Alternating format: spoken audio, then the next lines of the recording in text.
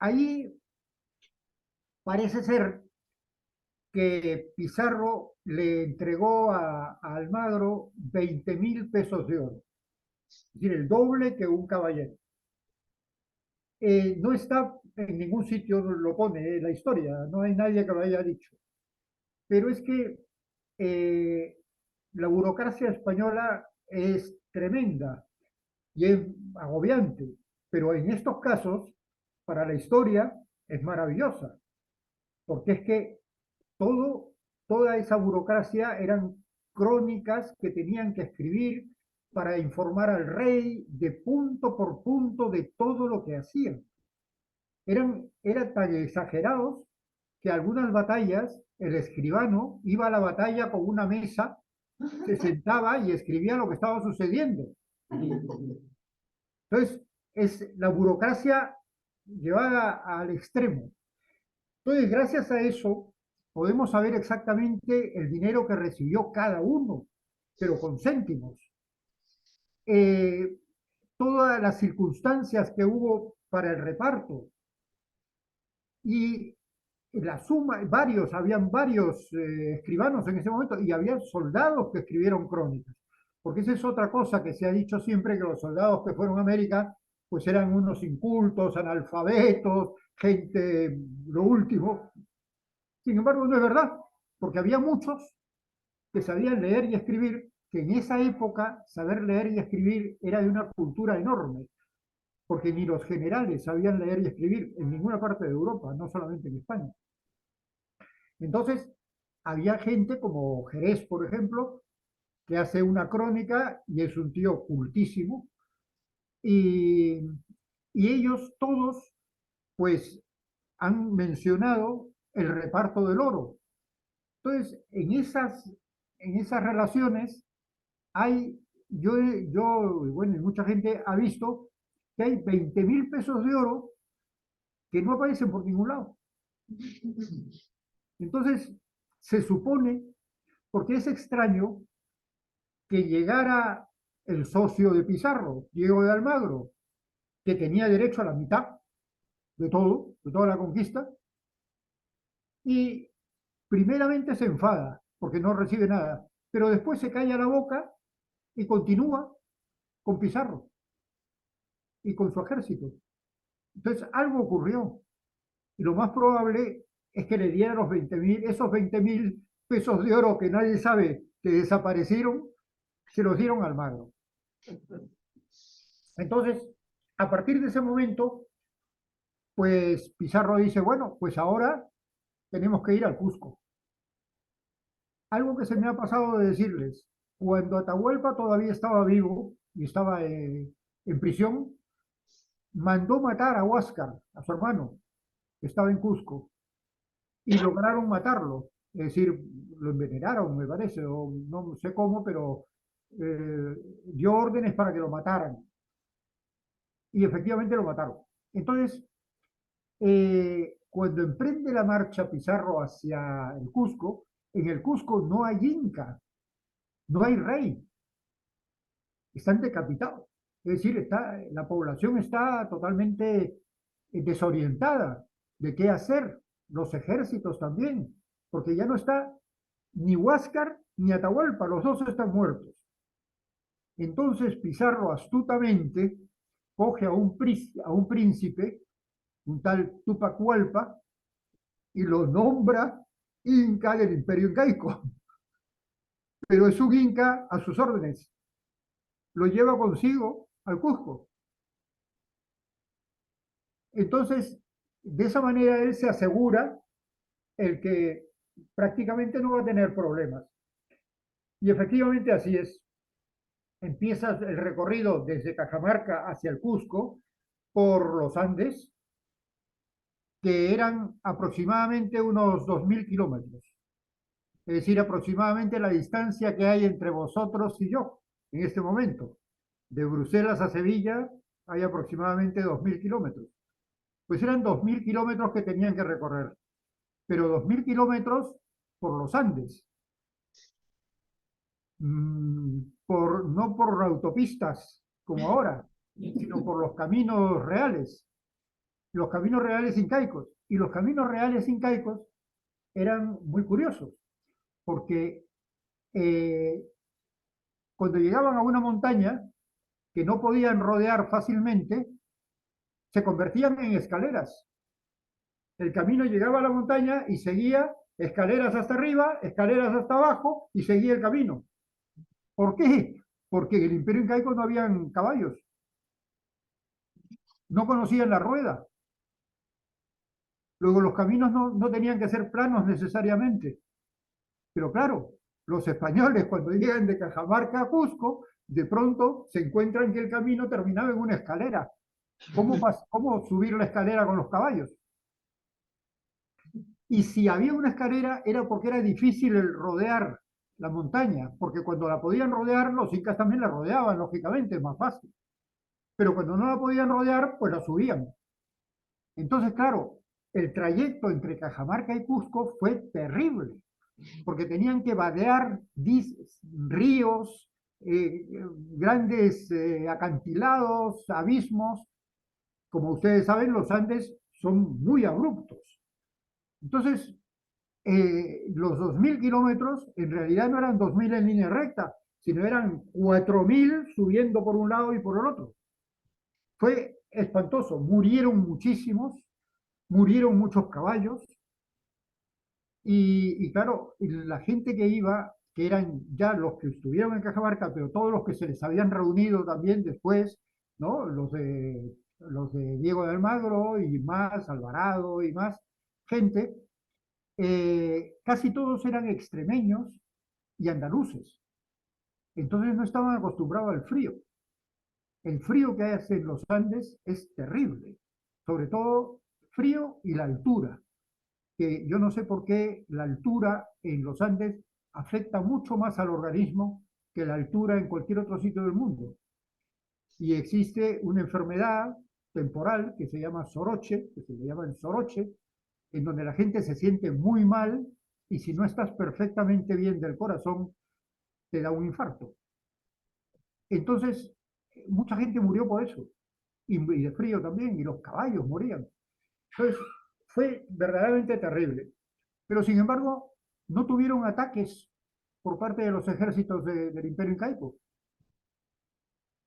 Siguieron bajando, cruzaron un pueblo que se llama Jauja, que era magnífico porque no era muy alto, tenía árboles frutales, era muy rico, tenía agua y Pizarro piensa y dice, pues este sitio sería el ideal como para ser la capital, la nueva capital del Imperio Incaico ya española, ¿no? Y se lo piensa y de ahí viene el dicho que se dice muchas veces en España, que es esto es jauja, por decir, esto es maravilloso, porque estos pobres hombres que habían pasado lo que habían pasado andando para llegar al Cusco, cuando llegan a Jauja, todos dijeron, esto es una maravilla, aquí nos quedamos. Y de ahí viene ese dicho, esto es Jauja, es muy bueno. Pero no se quedaron, siguieron hacia el Cusco. Siguieron bajando, llegaron al Cusco. En el Cusco no solamente no los atacaron, sino que los recibieron bien. Los recibieron un poco como los que habían salvado a la monarquía tradicional incaica, porque los que estaban a favor de Huáscar eran toda la nobleza incaica que vivía en el Cusco. Entonces, el Cusco lo recibió bien y no tuvieron mayores problemas. En ese momento ya Diego de Almagro le pide a Pizarro repartirse el imperio incaico, porque ya estaba conquistado, conquistando el Cusco ya estaba conquistado. Entonces, ¿sí? No. Entonces, le dice que vuelva a Pizarro al norte, se quede con Cajamarca y él se quedaba con el Cusco. Y en el Cusco también hubo muchísimas riquezas, oro que no habían llevado hasta Cajamarca, porque no dio tiempo, Eso lo encontraron en el Cusco y ahí sí participó Almagro, se lo repartieron, pero Pizarro, por supuesto, no estaba de acuerdo con eso y Pizarro le dijo a Almagro, más bien lo que debes hacer es seguir hacia el sur y conquistar Chile, lo que hoy es Chile, que era el Arauco, los araucanos. Y Almagro lo acepta pensando que podía encontrar ahí también muchas riquezas y se va, baja a Chile. Entonces se queda Pizarro y sus hermanos en Cusco. Pizarro vuelve por el camino que habían hecho hasta Jauja nuevamente, con intención de quedarse en Jauja y montar ahí una ciudad. Pero sus consejeros le aconsejan que mejor hacer la ciudad del Imperio Nuevo en la costa, porque claro, las comunicaciones con Jauja, que estaba en plena sierra, son difíciles. Entonces, aunque Jauja era un pueblo ideal, un valle grande, rico, pero tendrían dificultades para comunicarse con España, tendrían que bajar a la costa y ahí tenían que haber hecho un puerto. Entonces, que mejor hicieran la capital en el sur, en la costa. Entonces, bajan buscando un valle donde hacer la capital. Y ese valle es el valle del Rímac, que es donde fundan Lima, la capital. Ahí también hay una leyenda, son estas cosas que no se sabe si son ciertas o no, pero en el fondo algo de verdad tienen que tener, porque dicen que en venganza los indios le aconsejaron a Pizarro el valle del Rímac, que era un valle muy grande, que tenía agua, que tenía un río muy bueno, y, y Pizarro lo aceptó. Pero es que los indios se lo aconsejaron porque el valle del Rímac tiene un clima pésimo. Lima tiene un clima pésimo. La gente no se lo imagina. Se piensa que como es una ciudad casi en el trópico, pues tendrá mucho sol, ¿no? El clima de Lima en invierno es oscuro, húmedo, las nubes no se quitan del cielo. Los limeños decíamos que cuando llegue el invierno nos corren un toldo en el cielo, un toldo oscuro, y ahí se mantiene hasta que llega la primavera. Cuando llega la primavera se vuelve a descorrer el toldo y vemos el sol. Y es además curioso porque es un fenómeno localizado totalmente en ese valle, porque a 50 kilómetros de Lima, si uno viaja al norte, hacia la sierra o hacia el sur, se encuentra con un sol maravilloso, un clima seco y maravilloso. Pero el Valle del Rímac tiene esta singularidad. ¿Esto sigue hoy? ¿Sigue, ¿Cómo? sigue siendo así hoy? Sigue siendo así, hoy en día sigue siendo así. Cuando yo estaba en Bélgica, trabajaba, cuando estaba en Bruselas, y trabajaba en Bruselas, mi jefe tuvo que viajar por asuntos de trabajo a Lima. Y entonces me pidió algunas reseñas de Lima y yo le di muchos consejos, ¿no? De lo que había que ver y lo que era. Y fue a Lima. Pero cuando volvió de Lima, me dijo como reproche, me dijo, ¿cómo no me has dicho que el clima de Lima era horrible? Yo esperaba encontrarme una ciudad tropical, una ciudad llena de sol. Ahora que en Bruselas estamos siempre con lluvias y cosas, pues ahí me iba a tomar el sol y resulta que me he encontrado que es peor que Bruselas. O sea que eso es el clima de Lima.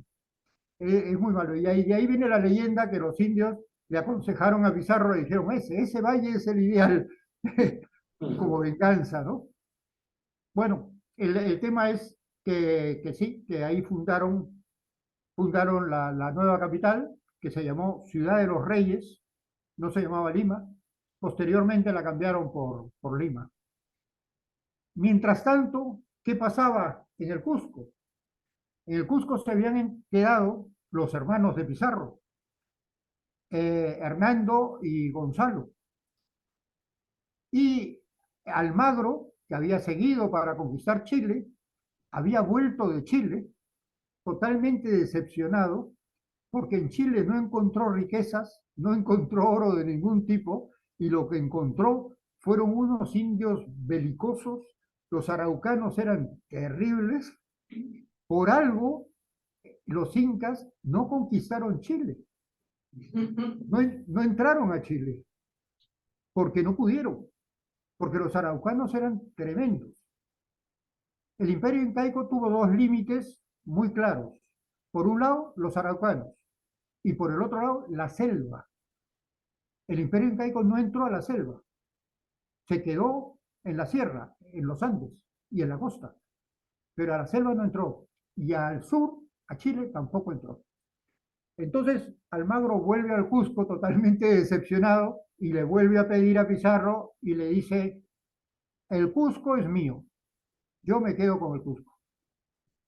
Entonces los hermanos de Pizarro, por supuesto, no lo aceptan y lo toman preso a Almagro.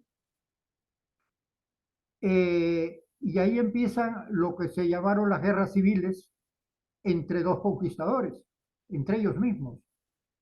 Se decía que las batallas que hubo entre Pizarro y Almagro, los indios iban a verlas como un espectáculo, como si fueran al fútbol.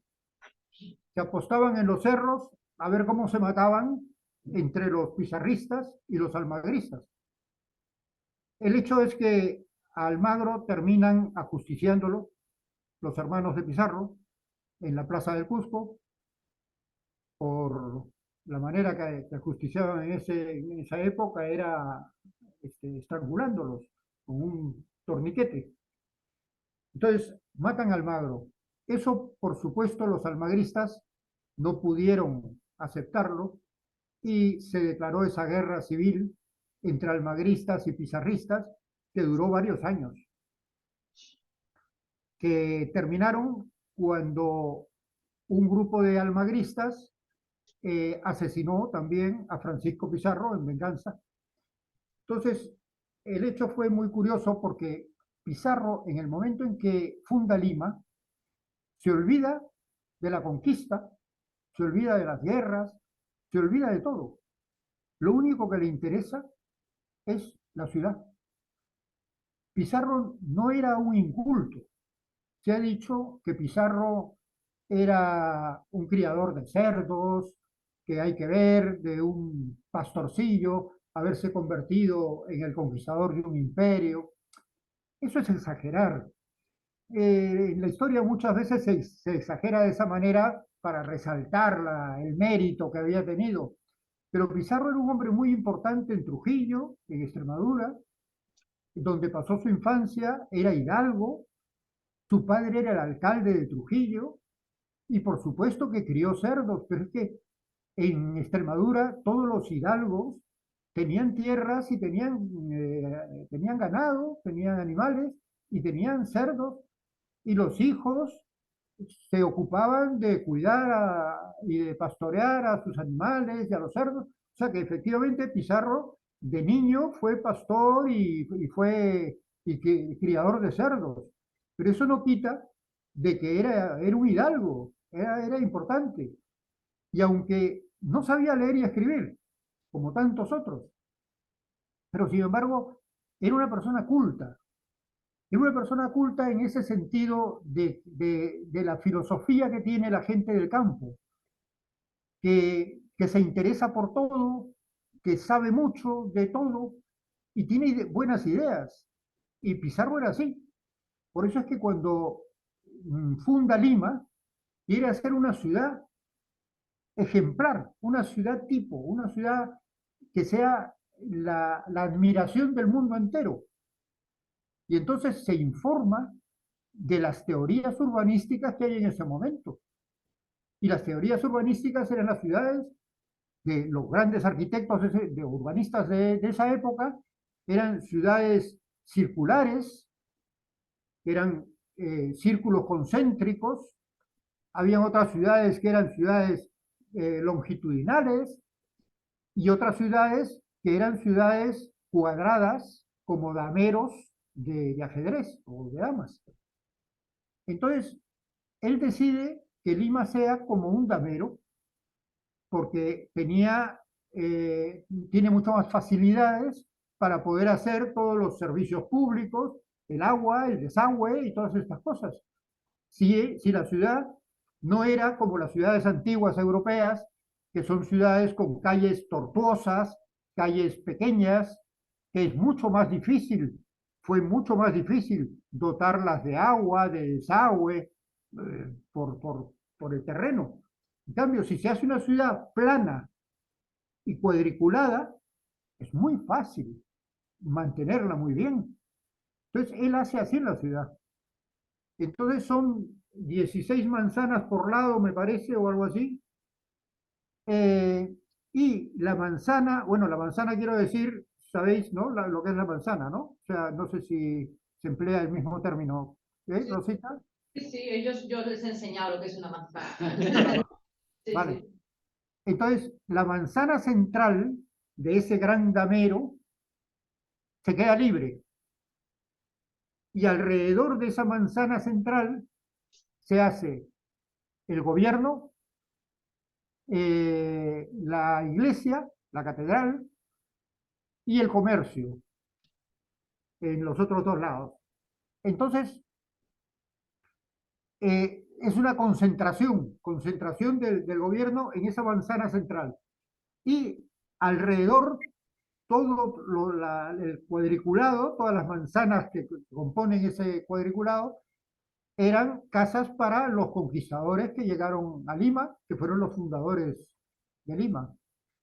Pero fíjense hasta qué punto Pizarro era un ser muy cuidadoso y buscaba lo mejor, que pensó en orientar ese damero de forma que siempre diera el sol a alguna hora del día en todas las fachadas de la ciudad. Como sabéis, en el Perú, que está muy cerca del Ecuador, el sol siempre pasa por el mismo sitio. No es como en Europa, que amanece por un lado en invierno y en verano amanece por el otro, o mucho más lejos. Y el circuito del sol por el cielo en el Perú es prácticamente el mismo siempre. El cenit del sol siempre es el mismo. No es como en Europa, que el cenit en invierno es totalmente lateral porque el sol está muy bajo y en verano sube muy alto. Entonces, se podía calcular perfectamente bien a dónde iba a dar el sol en las fachadas de las calles. Si se orientaba bien la ciudad, pues unas casas tendrían sol por la mañana, otras a mediodía y otras por la noche, otras por la tarde. Y eso lo hace, fíjense, pensando ya que el clima de Lima era horroroso. O sea que esos cuidados, esas sensibilidades son verdaderamente sorprendentes en una persona que mandaba justiciar a otra sin ningún escrúpulo. Era un hombre muy duro en ese sentido. Y sin embargo, toma todas estas precauciones para hacer la ciudad una ciudad ideal.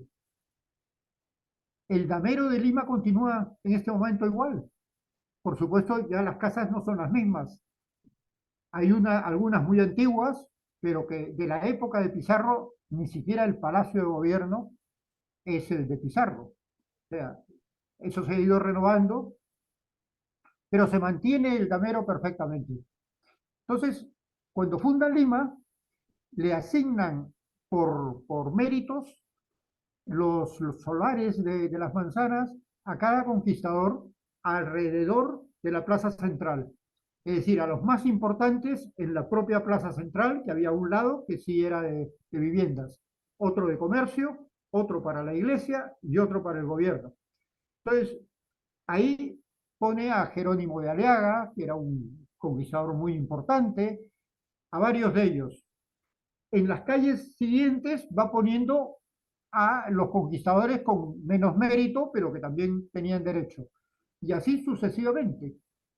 Y a las órdenes religiosas también les asigna algunas manzanas para que ahí hagan sus conventos y sus iglesias, ¿no?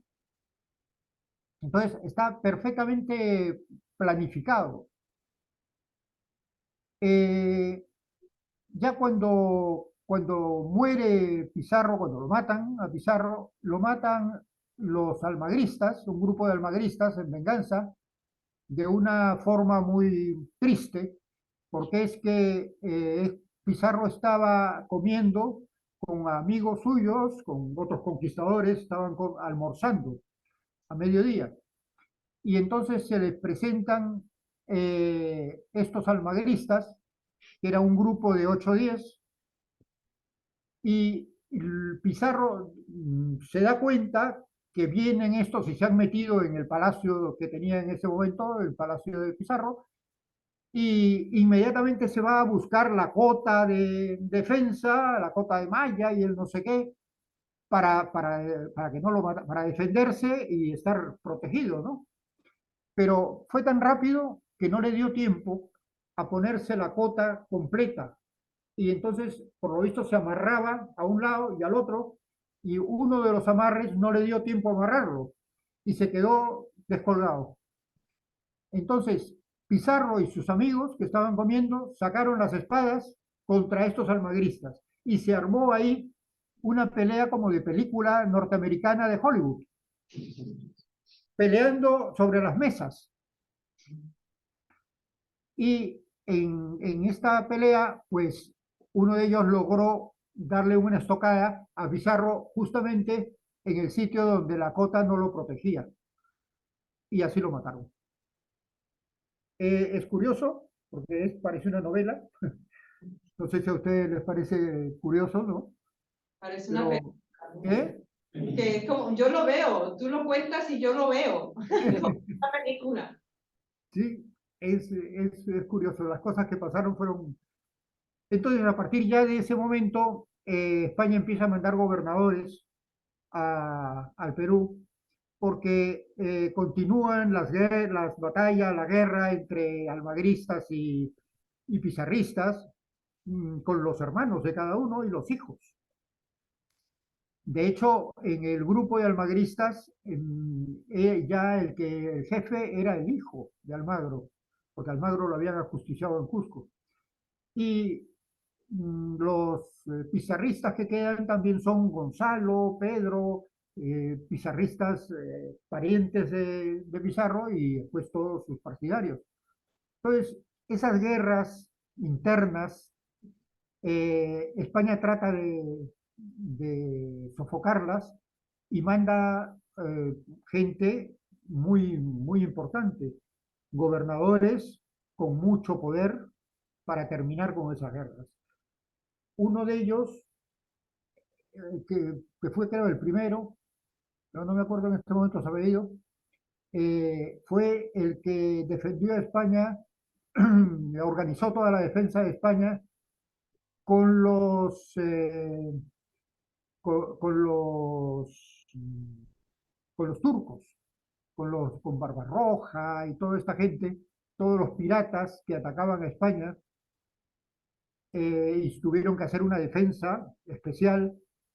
Y el organizador de toda esta defensa es el que fue al Perú a, a terminar con las guerras entre almagristas y pizarristas.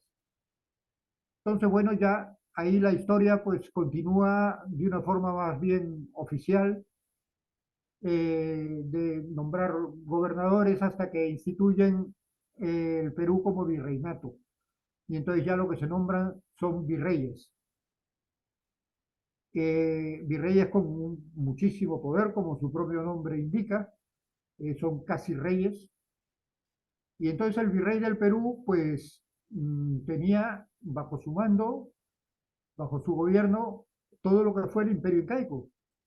Es decir, fue un virreinato inmenso. Como era tan grande, para poderlo gobernar lo empezaron a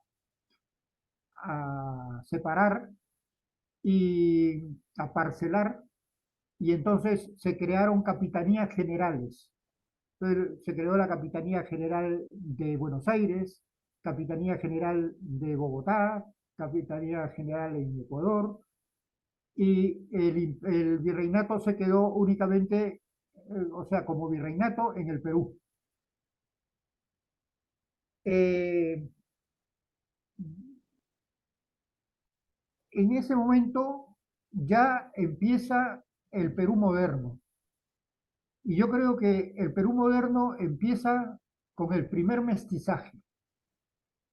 Es decir, mientras hubo conquistadores por un lado y indios por el otro, eso era una conquista, una colonia, pero en el momento en que se empiezan a mezclar gente, españoles con indios, y nacen los primeros mestizos, esos son los primeros peruanos, porque llevan la sangre que originó el Perú, la española y la india.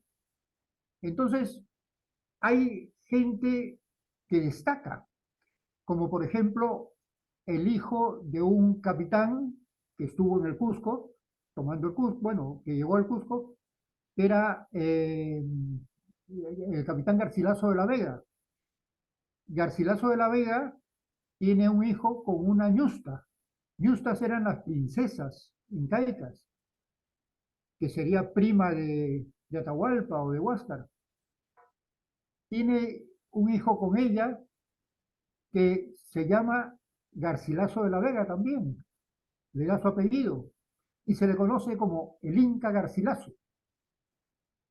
El Inca Garcilaso es importantísimo, porque, como decía, para mí, es uno de los primeros peruanos, por ser de las dos razas. Pero es que además se crió con su madre. Su madre, como de la nobleza incaica, pues estaba dentro de ese grupo, vamos a decir, de selecto, ¿no?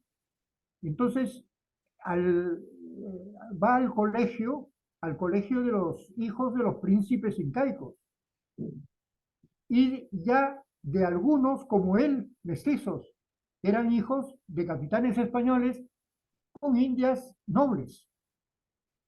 El propio Francisco Pizarro se casa, teóricamente, con una ñusta también, y también tiene hijos, entre ellos una hija, Francisca Pizarro, que viaja a España y entra a la nobleza española. Se casa con un marqués en España y entra en la nobleza española.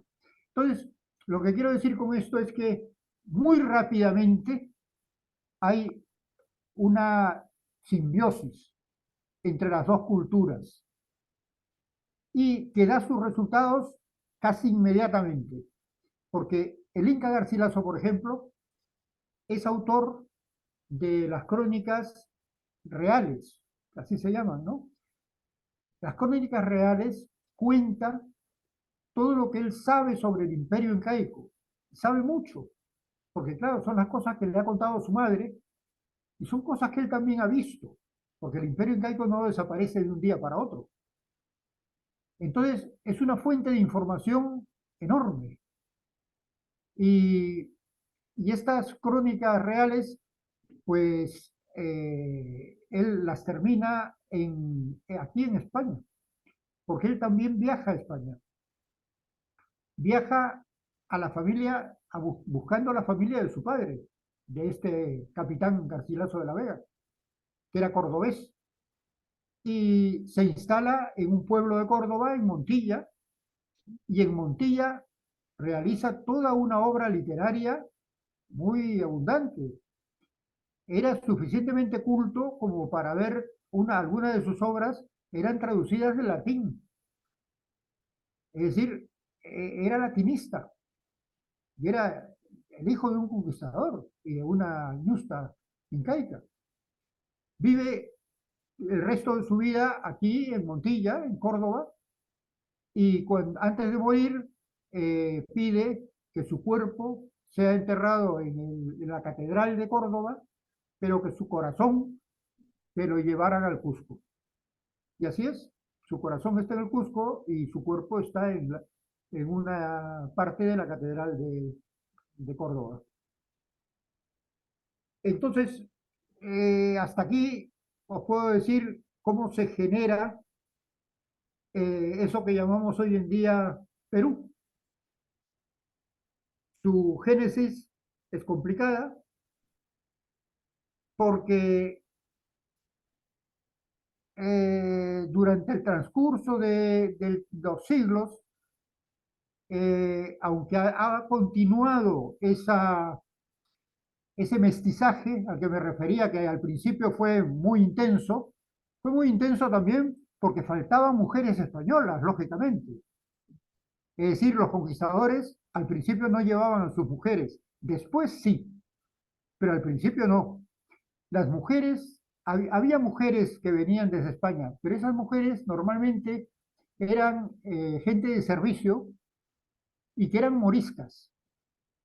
Como sabéis, los moriscos eran los musulmanes que se habían quedado a vivir en la España cristiana.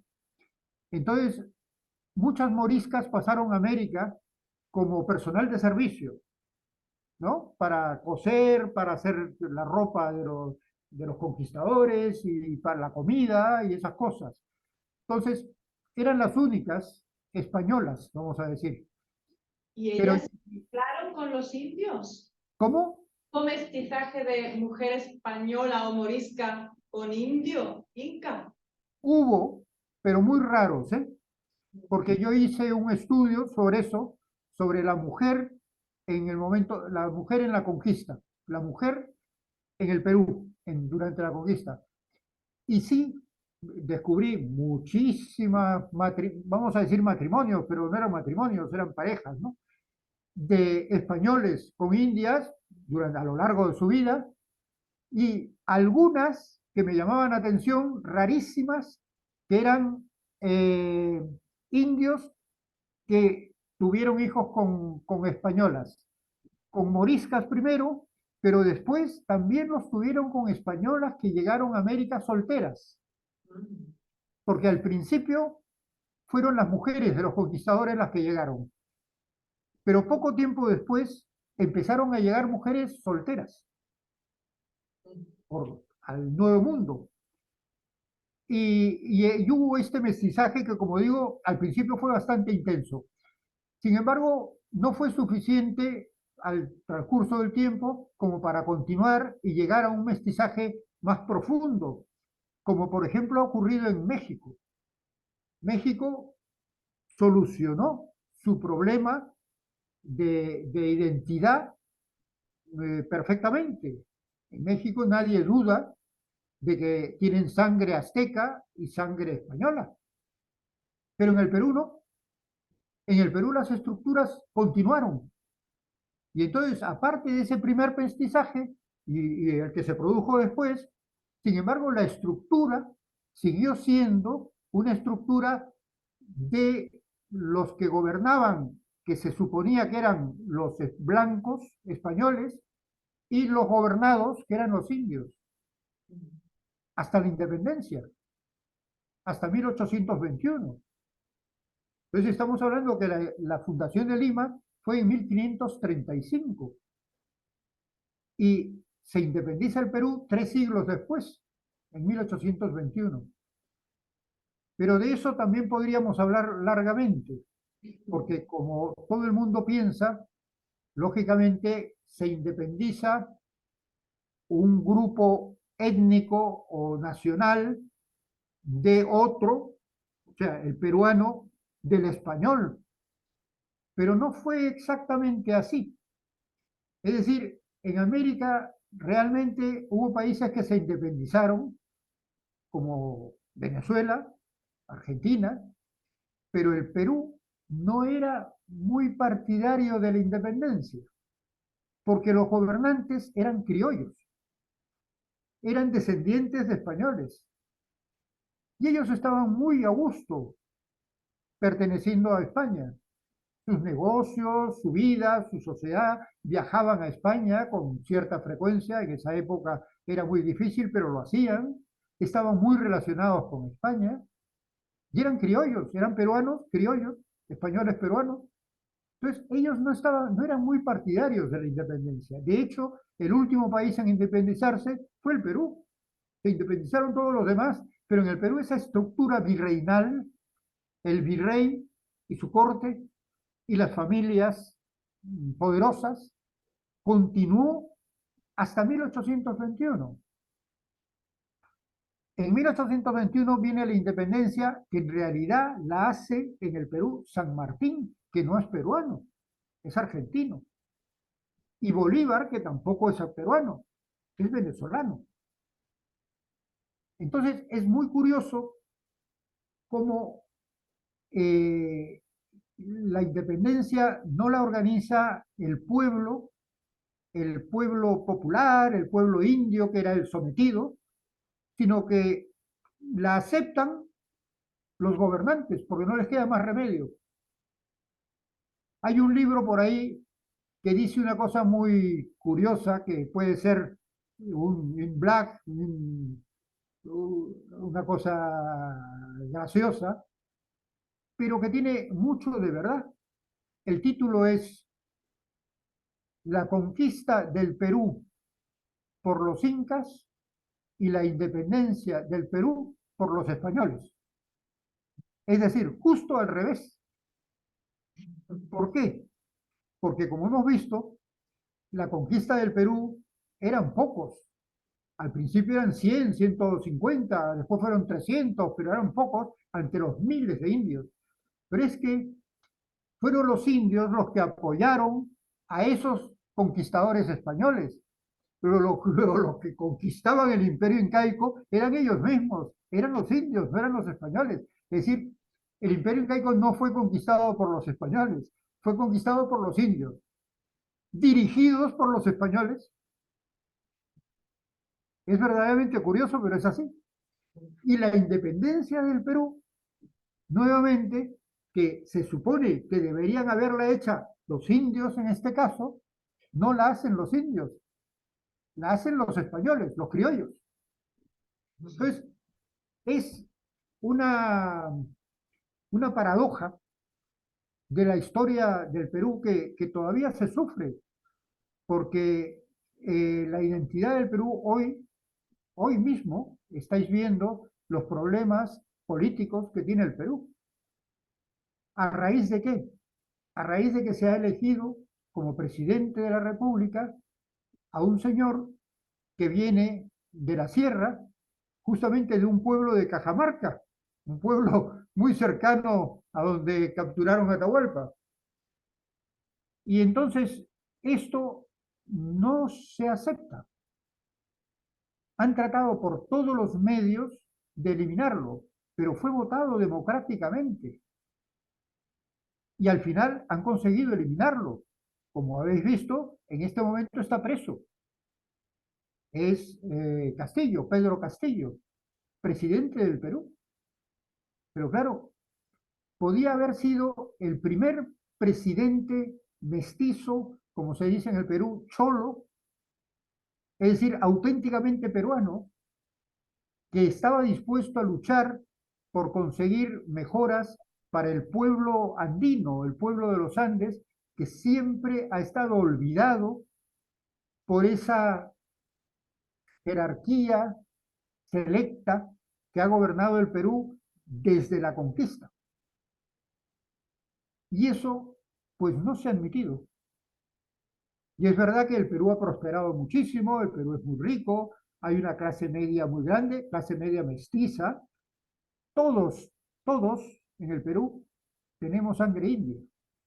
Yo, con la cara que tengo de medio belga, tengo sangre india. Nadie se libra del mestizaje, puesto que son muchos siglos conviviendo y todos se han mezclado. Es verdad que después hubo gente, europeos, que llegaron a América, alemanes, belgas, franceses, que no estuvieron en el origen, pero también se han casado con peruanas o peruanos que tienen sangre india de todas maneras. Había un escritor peruano Ricardo Palma, tradicionista, es decir, escribió todas las tradiciones que se conocen del Perú, las escribió Ricardo Palma.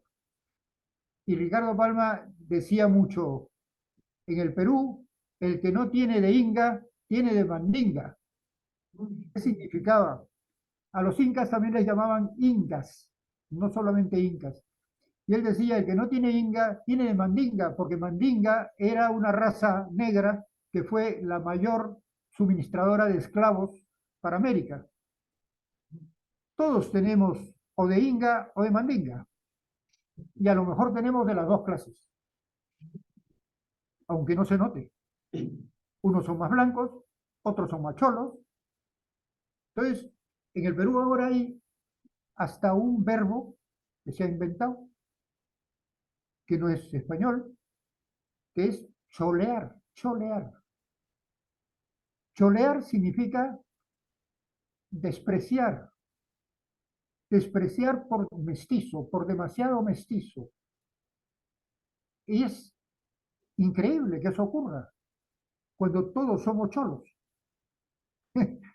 Entonces, Más que otro, ¿no? Eso. ¿qué? Yo soy menos cholo que tú, ¿no? O, ¿no? Me imagino que ahí está la gradación de cuánto de cholo es uno y cuánto de... Claro, exactamente, pero bueno, la gradación, ¿qué más da, no? O sea, es como entre los blancos también hay blancos, pelirrojos, morenos, ¿no? O sea, ¿qué más da? El tema es que las sangres de los peruanos sea única y se reconozca. Y eso no se reconoce en todos sitios, en todas partes en el Perú. Hay gente muy reacia a reconocerlo. Y además se ha originado una cosa muy peligrosa para un país, que es que hay una diferencia enorme entre la gente de Lima y la gente del resto del Perú. Y entonces ahí ya no hay una diferencia en cuanto al mestizaje o no. Es decir, el limeño que tiene su vida hecha en Lima y tiene su trabajo y vive más o menos bien, se opone un poco al resto del Perú. Es decir, son dos Perú, el Perú de Lima y el resto del Perú. Otro escritor, Valdelomar, Abraham Valdelomar, también decía algo que es muy, muy instructivo. Decía, el Perú es Lima y Lima es el Jirón de la Unión. El Jirón de la Unión es como el Boulevard Alspac, la principal calle de Lima. Y Lima es el Jirón de la Unión. Y el Jirón de la Unión es el Café Concert, que era un café a donde él se iba a tomar el café. Entonces, reducía todo el Perú a Lima, a su calle principal, a un café en donde se reunían ellos.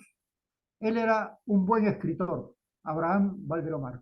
Por supuesto, todas estas cosas se dicen en broma, pero tienen mucho de verdad. Es decir, el que no importa el resto del territorio peruano, mientras nosotros vivamos bien, mientras podamos ir al café concert, pues Aquí no hay en que preocuparse. Amberes dicen que Bélgica es Amberes y el resto es parking. Así, Deben nos han tener copiado. los Amberes. No.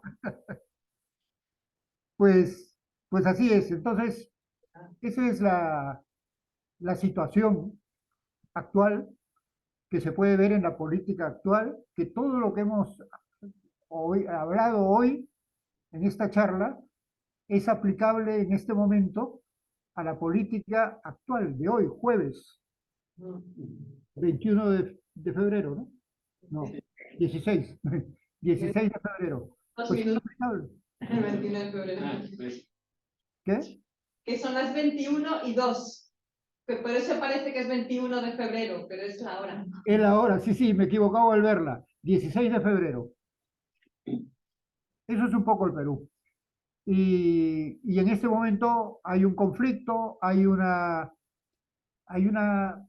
intento de concienciarse, hay mucha gente que está tomando conciencia del verdadero problema y yo espero que esto se resuelva bien y que a partir de ahora el Perú consiga una identidad común, porque en este momento no la tiene.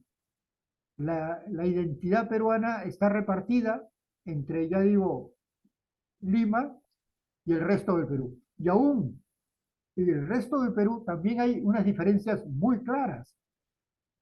La costa no es lo mismo que los Andes. En la costa hay ciudades importantes, Chiclayo, Trujillo. Sin embargo, en la sierra hay muchas necesidades. Sigue existiendo Cajamarca, por supuesto, que es importante, pero hay muchísimos pueblos grandes que no tienen médico, que no tienen escuela, que no tienen carretera, que no tienen comunicaciones, que hay niños que tienen que andar 5 o 10 kilómetros por la sierra para llegar a la escuela. En la escuela reciben la educación en español, en castellano, pero esos niños son quechua hablantes. Ellos siguen hablando quechua en sus casas. Entonces, son problemas muy serios que nunca se han tratado de resolver. Y ahí están. Entonces, la defensa del Perú actual, de la gente que no ve esto, que dicen, no, no, yo conozco mucha gente de la sierra que ha venido a la costa y se han hecho ricos y que es gente muy poderosa y que son empresarios. Sí, son listos, pero uno de cuentos, de 10.000, eso no sirve para nada. Entonces, ese es el problema. Y encima, no solamente es la costa, la sierra, sino que también está la selva. La selva amazónica es que es verdaderamente otro mundo. Hay una ciudad importante, Iquitos, sobre el río Amazonas, que tiene salida por Brasil al Atlántico, tiene tráfico marítimo. Pero aparte de eso, el resto de la selva es inexpugnable. No se puede entrar, no se ha hecho nada por la selva. Ha habido proyectos. Yo recuerdo un presidente cuando yo era chico, cuando yo estaba en la universidad, era Belaúnde Terry, que fue la primera vez que le escuché que decía que el Perú necesitaba una vía de comunicación entre la selva y la costa, que no existe. Para ir a la selva hay que ir en avión, no hay carretera, o es intransitable la carretera para llegar a Iquitos. Entonces, para llegar a la selva hay que coger un avión en Lima, o en Arequipa, o en Cusco, e ir a Iquitos, desembarcar en Iquitos y a partir de ahí empezar a ir por la selva, por los ríos, porque por la propia selva no se puede. La selva es muy pantanosa y hay muchas tribus que siguen viviendo en la selva sin comunicación prácticamente con nadie. Entonces, eso verdaderamente es un problema a resolver, pero verdaderamente importante, gravísimo. Entonces, claro, con tantos problemas, es difícil el que se tomen medidas rápidas, ¿no? Pero es necesario que se haga, porque si no, son muchos Perú. Y ya han empezado a ver propuestas de dividir el Perú. No sé si lo habéis visto en las noticias, pero hay gente partidaria de hacer un Perú norte y un Perú sur.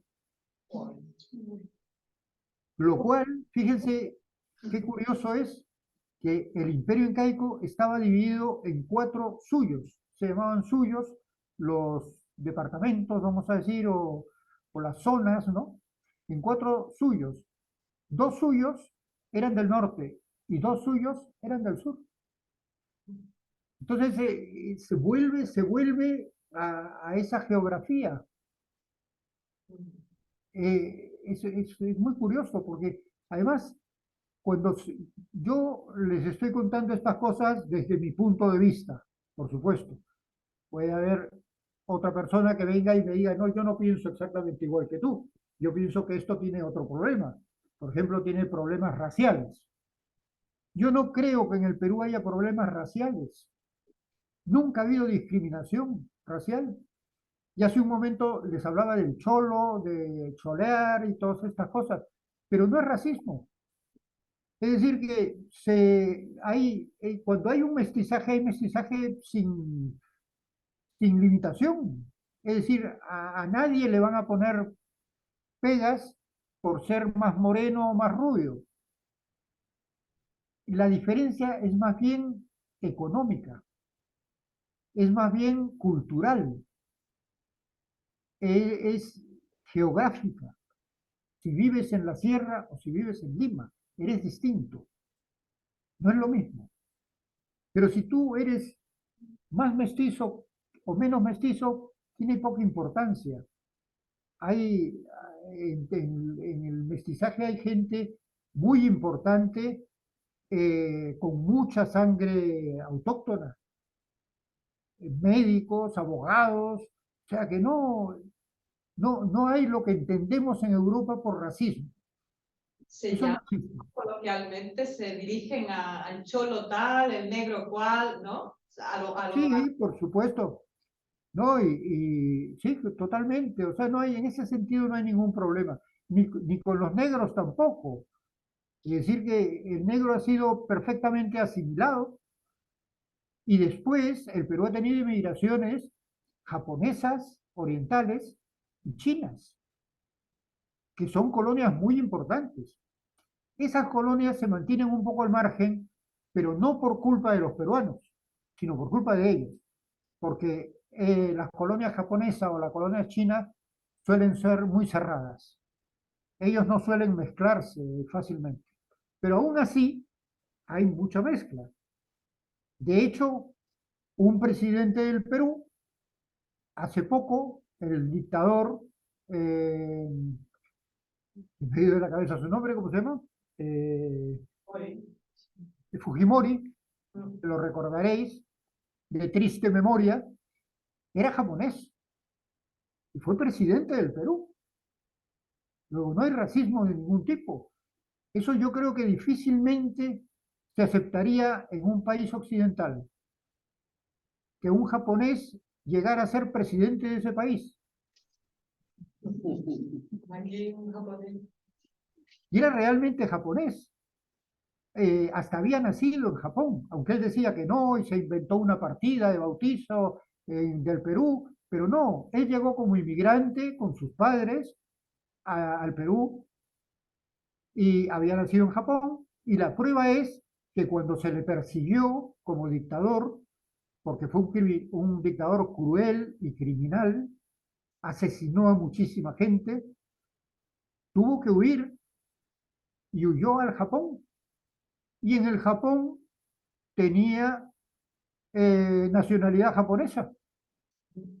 Y no solamente tenía nacionalidad japonesa, sino que quiso intervenir en la política japonesa, lo cual ya es decir, después de haber sido presidente del Perú.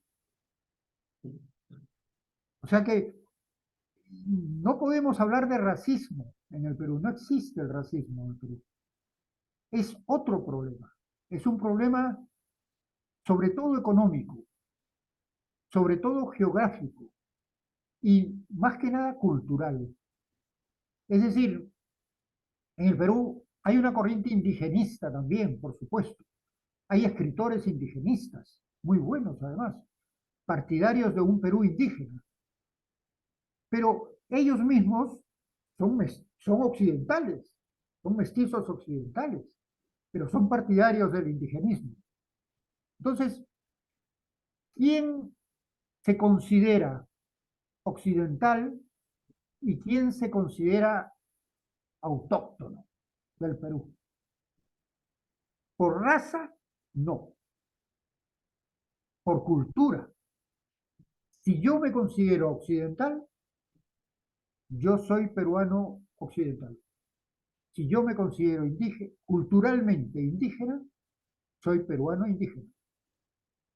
Y eso está en el idioma, el quechua, que es el idioma más popularizado, más frecuente en el Perú, y el aymara, que es el segundo idioma más frecuente. Pero detrás del quechua y el aymara hay como 20 dialectos. Y en la selva, solamente en el Amazonas, hay 40 dialectos. Entonces, si tú te consideras parte de uno de esos colectivos, pues bien, tú eres peruano indígena. Si tú te consideras occidental, tú eres peruano occidental, aunque tengas facciones de raza india, porque tienes sangre india, como todos la tenemos. Algunos más, otros menos, pero eso no interviene para nada. Tú te consideras occidental, tú eres occidental, aunque seas negro. Es decir, y no es una exageración lo que digo. Por ejemplo, hubo un decimista, un poeta que inventaba décimas, que es Nicomedes de Santa Cruz. Nicomedes de Santa Cruz era negro retinto, o sea, no era mulato, era negro retinto. Nicomedes de Santa Cruz era totalmente occidental, del Perú occidental. Su cultura era totalmente occidental y escribía décimas y las recitaba. Se hizo popular, famosísimo, porque además las décimas eran buenas. Es decir, es un buen poeta. Entonces, el problema peruano hay que estudiarlo con todas estas características que son muy especiales. No se puede resumir en decir, era un imperio, por un lado llegaron españoles, los sometieron, después se independizaron y ahora son lo que son. No, es otra cosa. Muy bien, señores, no sé si tenéis preguntas, ¿sí? Yo Dime. tengo- Inicialmente, bueno, antes de la llegada, nadie ahí hablaba español, supongo. Y entonces, tú nos has contado, vamos a decir, por dónde ha entrado, luego por dónde han ido. Los de Paraguay, Uruguay, Argentina, Bolivia. ¿Cómo ha venido lo del español? Porque hoy en día se dice que todos hablan, son países hispanófonos. ¿Eso ha venido muy rápidamente o ha sido centenas de años para propagar la lengua, vamos a decir, hasta ahí? Ha sido labor de muchos años. Cada país tiene su propia historia en cuanto a la conquista. Entonces, tienes países como el que acabas de nombrar, Paraguay. Paraguay era una misión católica, eran sacerdotes, curas, que se instalaron en esa región y fundaron ahí un país, que es Paraguay. Eh, Argentina empezó a florecer. Argentina estuvo muchos años prácticamente sin ninguna influencia española.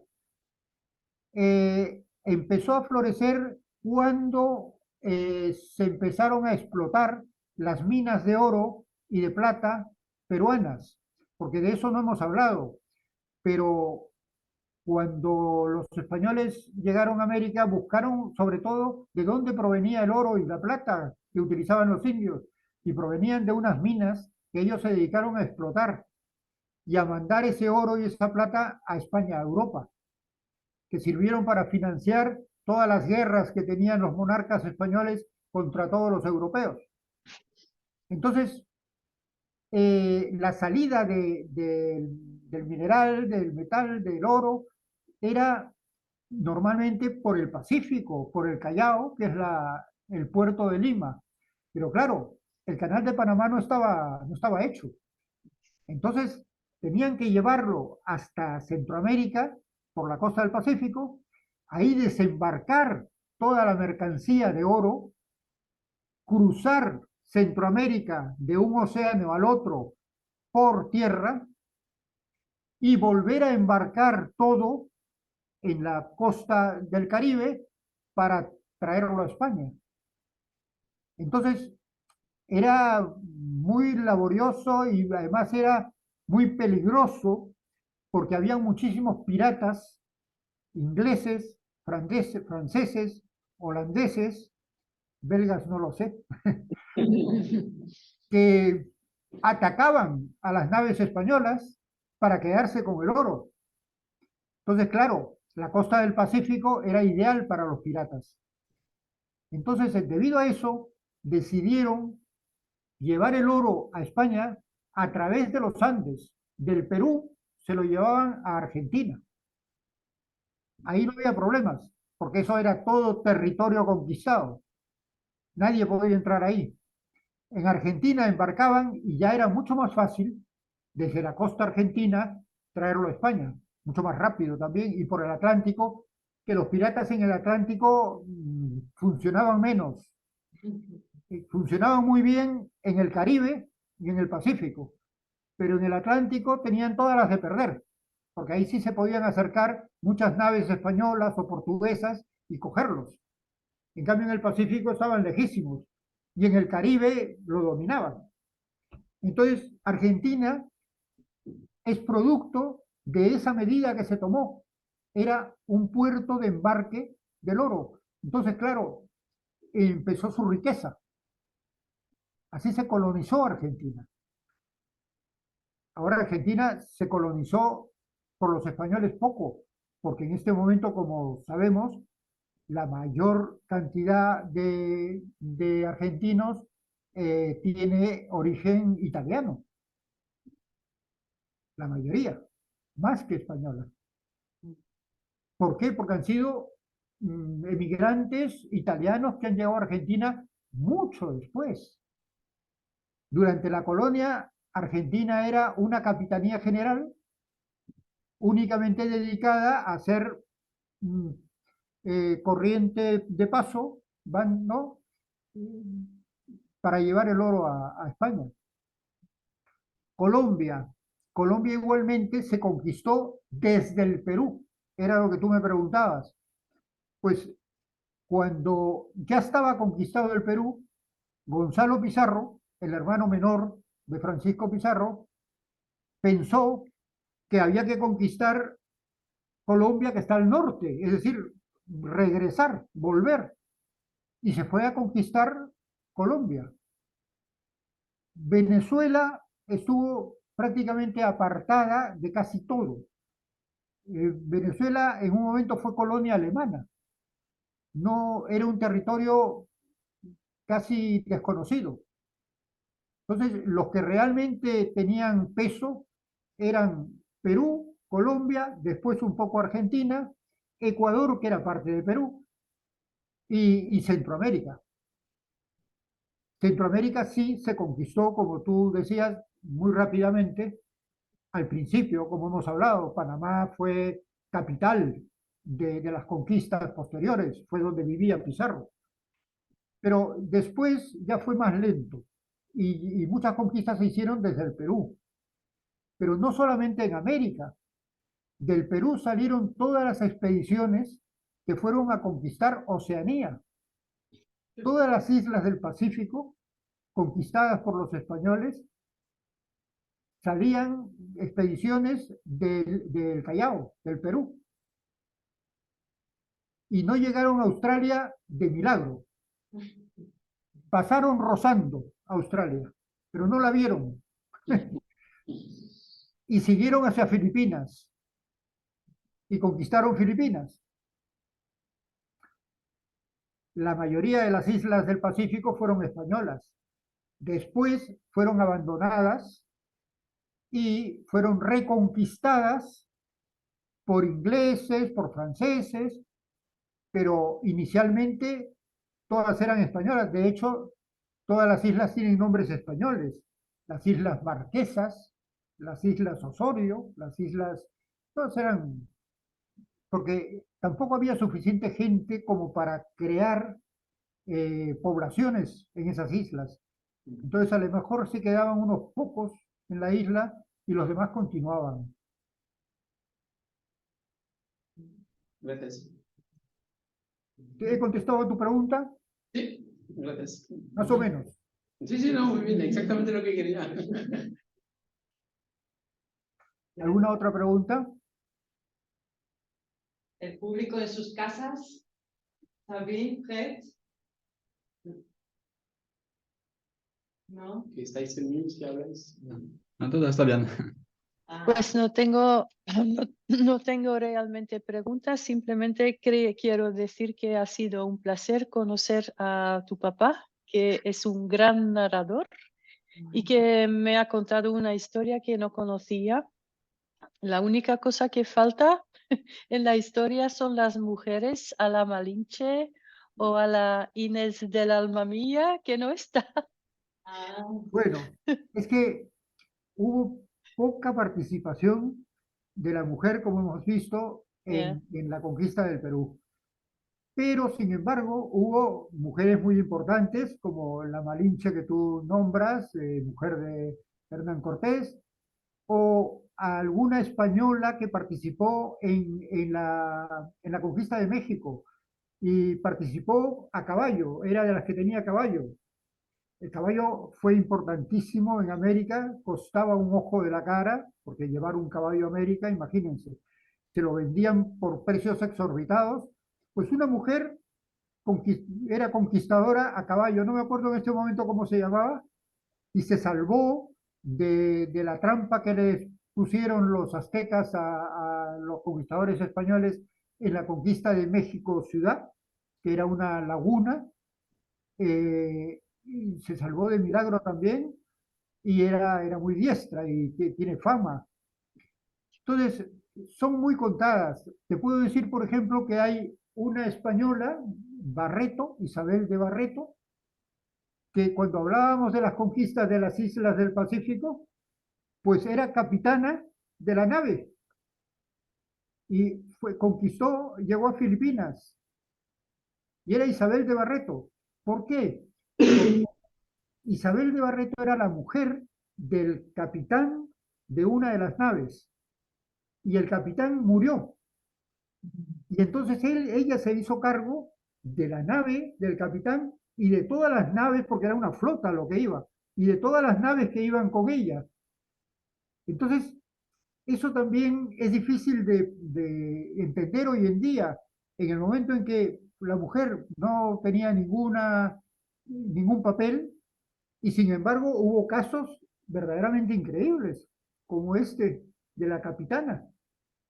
Genial, que mantuvo a raya a 500 forajidos, porque eran unos forajidos los que iban en esos barcos para conquistar tierras ignotas del Pacífico. Entonces, es un caso curioso, pero así hubo varias, ¿eh? Hubo varias. Y después, yo creo que hubo también una influencia árabe, de la mujer árabe, en el Perú, porque si os fijáis, el traje típico de la limeña, por ejemplo, que se llama la tapada, es un traje árabe con velo y se tapaban un ojo. Eso en Lima era muy picaresco, despertaba un poco la picardía sexual de la gente, porque se tapaban un ojo, eran muy guapas, eran muy graciosas, pero eso es árabe, eso es una herencia de la mujer árabe, que a lo mejor la llevaron esas moriscas, que fueron las primeras en llegar al Perú. Después llegaron las que no eran moriscas españolas y adoptaron los trajes porque les gustaron, porque les parecieron muy de moda, muy atractivos, y entonces los adoptaron. Y el traje típico limeño es un de mujer, es un traje árabe. se lo voy a enseñar, ¿no? Igual, Sí, a ver, porque ¿lo es tienes? muy fácil de...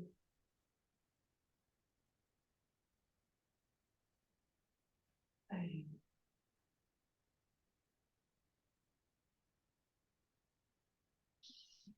Bueno, tú no lo estás viendo, momentito.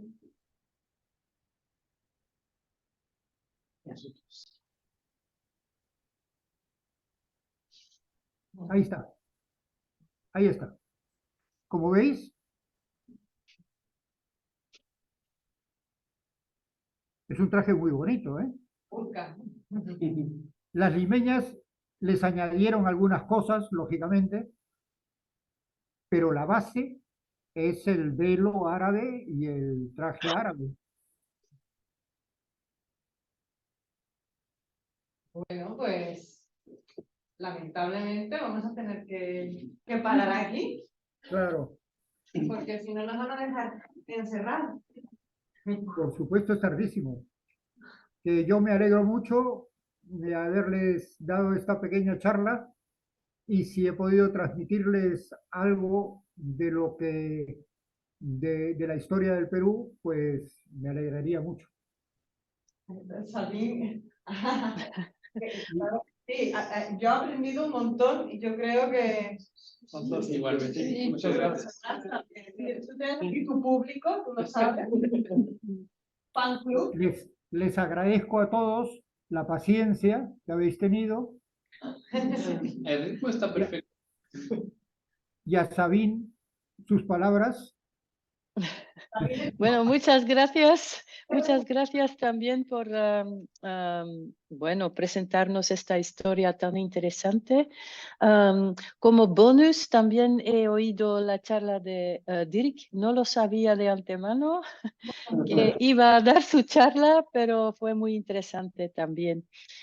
Mientras tanto, he compartido mi pantalla y no sé si podéis verlo, pero quería invitaros al Club de Cultura de Español de nuestra escuela.